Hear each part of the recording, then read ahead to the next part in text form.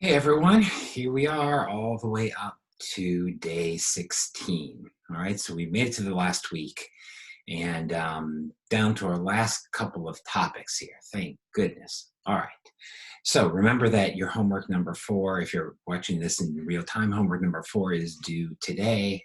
And of course, we have our final on Wednesday of this last week. All right, well, what are we going to talk about here on day 16? We're going to talk about chapter 18, which is the international financial system. All right, so if you remember on day 17, we talked about the foreign exchange market. And we talked about what kind of things move exchange rates, why exchange rates go up and go down. We saw that it was quite complicated. We talked about a number of factors. But you might have noticed that one of the factors we did not talk about was central bank policy. And central bank policy plays a huge role in what the exchange rate is, all right? And so we want to talk about how central banks impact exchange rates in terms of their influence on the exchange rate. We also want to talk about their influence on holding foreign reserves, because central banks don't just hold their own currency. So for instance, the Federal Reserve doesn't just hold US dollars, they also hold foreign currencies, euros. And so central banks here can influence exchange rates not just by changing the amount of their own currency, but they can actually do it by changing the amount of other countries' currencies. All right, so let's talk about how all of this works here this morning. Okay, now, when central banks intervene in the foreign exchange markets, there's really two different types of interventions that they can make. The first one, and the one that we're going to talk about for the most part here this morning, is what's called unsterilized foreign exchange intervention. What is an unsterilized foreign exchange intervention? This is really very similar to an open market operation. The only difference is, instead of the central bank buying bonds, they buy or sell foreign asset. So they buy or sell foreign currency. So that's what a unsterilized foreign exchange intervention is. Once again, it's very much like an open market operation, except instead of buying T-bills, they buy foreign assets, right? So let's think of an example here. What if the Federal Reserve sold $1 billion of their foreign assets? So they hold foreign assets, they sell them in return for $1 billion of US dollars. What would happen to the Fed's balance sheet? Well, they sell foreign assets, and in return, they pay, or I'm sorry, when they sell these foreign assets, they get US dollars and they take those out of circulation.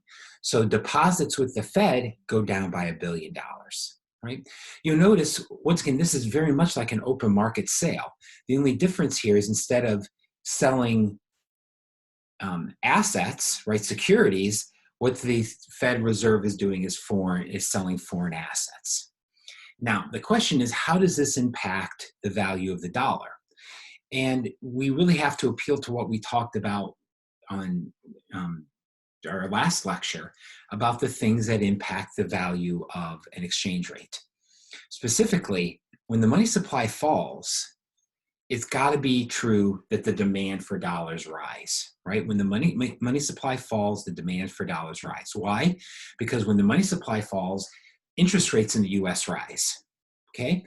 And when interest rates rise, the demand for dollars rise. Also, expected inflation might fall, and a fall in expected inflation will also increase the demand for dollars, right? So at this point, it's just an application of what we talked about in our last lecture about expected inflation and interest rates being key determinants of the exchange rate. So if the Fed cuts the money supply, the demand for dollars rises. What happens to the value of the dollar? The dollar appreciates. An unsterilized foreign exchange sale would appreciate the value of the dollar. Vice versa, what happens if, instead of selling foreign reserves, what happens if the Fed bought foreign reserves? Well, in that case, the money supply would go up. So instead of negatives here, we'd have positives. As the money supply went up, the demand for dollars would go down because interest rates went down and expected inflation rises. And in that case, the dollar would depreciate. So if the Fed buys foreign reserves, that depreciates the dollar. If the Fed sells foreign reserves, that appreciates the dollar. Now, as I said, when we talk about foreign exchange interventions by central banks, we're going to be talking about unsterilized foreign exchange interventions. Your book also does talk about what is called a sterilized foreign exchange intervention. And I'm going to talk about this, but we're not going to spend a lot of time on this because it doesn't happen very often. But what a sterilized foreign exchange intervention is when the central bank conducts an offsetting open market operation at the same time that they conduct a purchase or sale of foreign assets. So in other words, what the central bank here is doing is not changing the money supply. All they're doing is changing the mix of their assets. So let's consider an example. Let's say the Fed sells $1 billion foreign assets, just like they did before, but at the same time, they conduct an open market purchase of $1 billion of assets.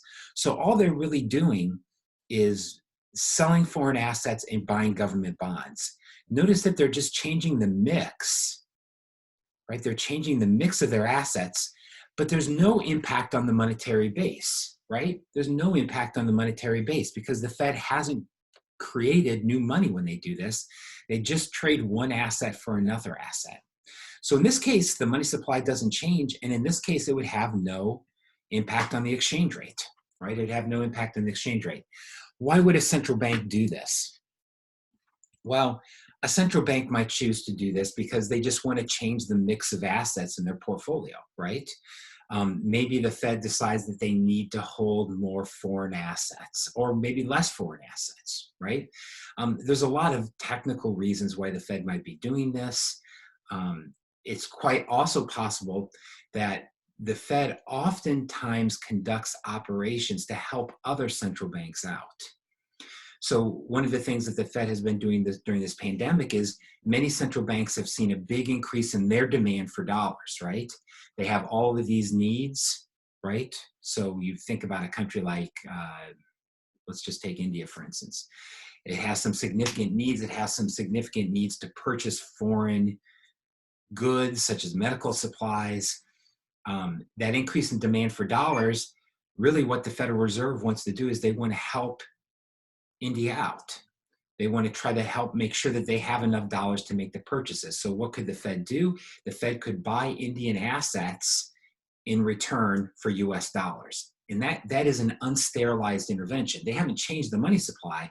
They've just changed, they really wouldn't sell dollars. They would sell their US treasury bills, right? So they would trade some of their treasury bills to India.